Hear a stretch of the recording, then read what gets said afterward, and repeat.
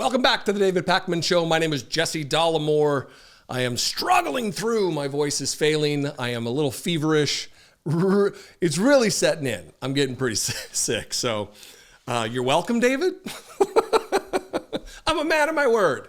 I agreed to do this a while back. So happy to be here. Very happy to be. Don't let my illness get in the way of me absolutely appreciating you joining me today. So let's talk about Robert F. Kennedy Jr.'s confirmation hearing.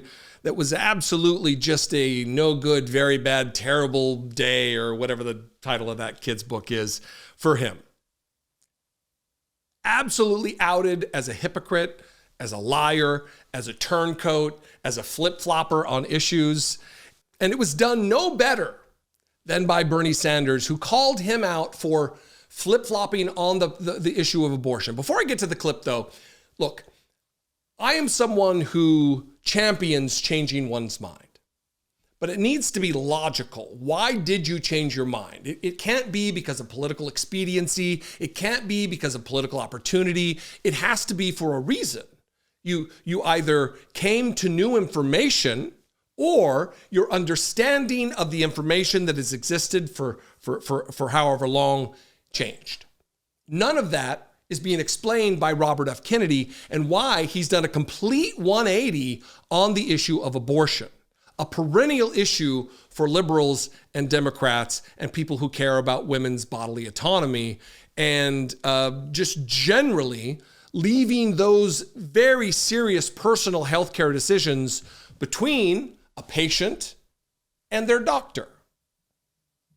But Robert F. Kennedy has given no indication of why he's flip-flopped in as short a period of time about as anybody. And that's what Bernie is getting to here. Watch this.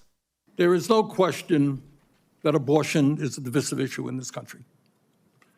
I would say a majority of the people are pro-choice. There's a strong minority who are pro-life. A year and a half ago, you went to New Hampshire, running for president, gave a speech, and you talked about government should not tell a woman what she can do with her own body. That's her choice. Now, I think everybody on that side is pro-life. I think everybody here is pro-choice. I have never seen any major politician flip on that issue quite as quickly as you did when Trump asked you to become HHS secretary. Tell me why you think people should have confidence in your consistency and in your word when you really made a major U-turn on an issue of that importance in such a short time. Senator, I believe, and I've always believed, that every abortion is a tragedy. But you told the people in New Hampshire that it was their right. I'm glad Bernie started that way, because it's not just the procedure of abortion that Robert F. Kennedy is now championing to be against. It's not just that. It's also medical-assisted abortions like mifepristone, which Republicans are trying to outlaw.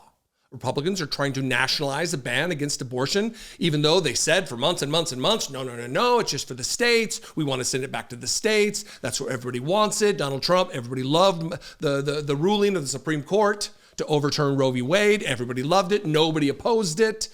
But we just want to give it back to the states. And now the conversation has shifted to a national ban, not just on the procedure, on the medical procedure, but also on the distribution and the safety and the efficacy of mifepristone. And this is where Senator Baldwin really drilled down on his opposition to this. And it really lays bare where Robert F. Kennedy Jr.'s loyalties lie. He's choosing to ally himself and be loyal to Donald Trump over the science. And this is where the questioning gets to it. She's asking about, are you going to back the policy of Donald Trump or the science? And his answer, I think you can probably guess by the context clues what it is, but it is no less shocking knowing what it's going to be. The most widely used medication abortion drug, mifepristone, has been FDA approved for nearly 25 years. More than 100 studies have confirmed that 99% of patients who took the abortion pill had no complications. So with all of that, I can only conclude that you would commit to keep this science-backed and proven medication on the market and accessible for women. Is that correct? I'm going to, with mifepristone, President Trump has not chosen a policy, and I will implement his policy. So regardless of the studies, regardless of the data, regardless of the science, you've been talking about, show me the data, show me the studies. Well, if you would have that policy Senator, regardless of what the science says. Senator, the devil is in the details. If you're telling me 99% of women did okay, but 1% died, I would say that is not a beneficial risk profile. That is not what the studies show. I know, but you're not showing me. I need those details from the study before I can't buy a pig in a poke. You can't buy a pig in a poke? Did you just morph into Ross Perot all of a sudden? It is rich for a man to worry about the safety of certain substances, who injected heroin into his veins for decades, who made a choice to do that, who takes Zen and drinks alcohol, which is a neurotoxin, yet then whines and yammers about make America healthy again. The hypocrisy is just off the charts, and his fealty and loyalty to Donald Trump above the science is disgusting. It's hard to pick the clips that you're going to go with in hearings like this because there's so many moments to choose from, and the whole entire hour could be spent talking about this particular hearing.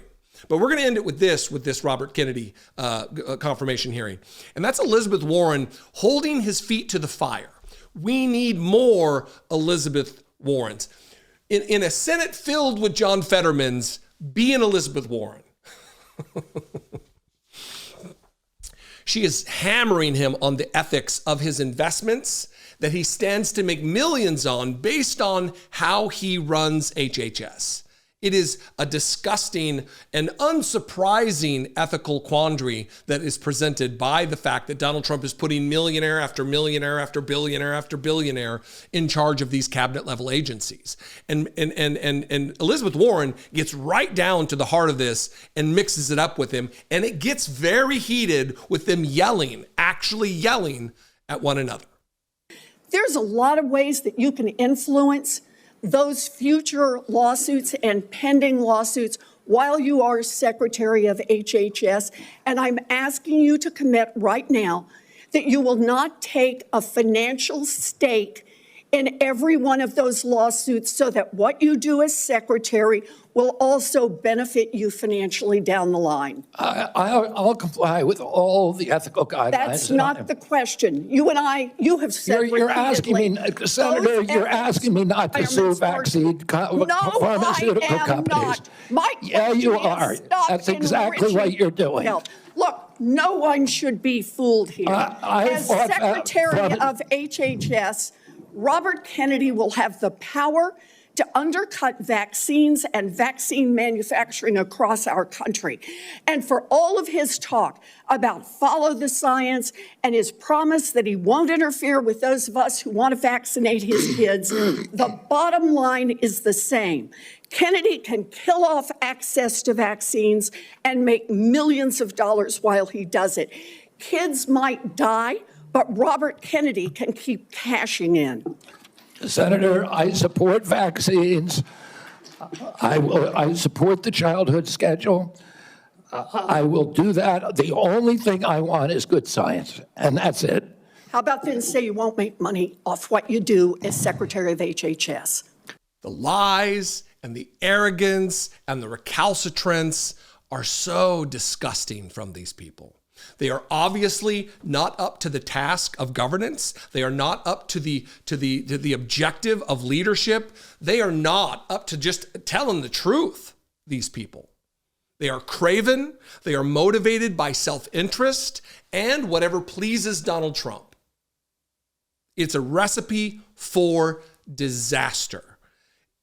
And Democrats need to find within themselves the ability to be the opposition party. We need more AOCs. We need more Jasmine Crockett's. We need more Elizabeth Warrens. We need fewer Fettermans and others. We need people who are in this to represent the people, to push back against a fascist agenda that will damage the people you love, the people who are most desperate in our country. And I, for one, am here for it and I'm going to keep pushing and pressuring elected leaders to be the opposition.